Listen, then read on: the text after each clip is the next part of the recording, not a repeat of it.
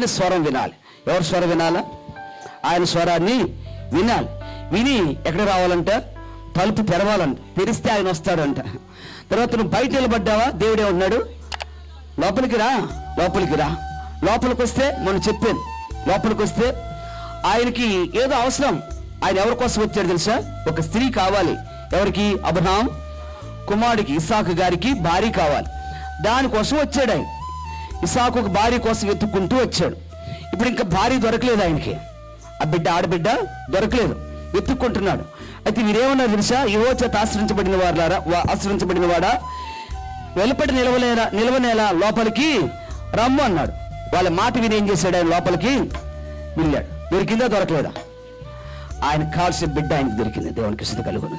ఈ రోజు నువ్వు లోపలికి వస్తే నీకు కావలసిన ఈవులు నీకు దొరుకుతాయి, కావలసిన దీవులు నీకు దొరుకుతాయి, కావలసిన ఆశీర్వాదాలు నీకు దొరుకుతాయి, కావలసిన క్షేమము సమాధానం నీకు దొరుకుతుంది, కావలసిన నెమ్మది నీకు దొరుకుతుంది, కావలసిన ధైర్యం నిబ్బరం నీకు దొరుకుతుంది, కావలసిన స్వస్థత నీకు అనిపించబడుతుంది, కావలసిన బ్లెస్సింగ్ నీకు ఏది కావాలో అది నీకు దొరుకుతుంది.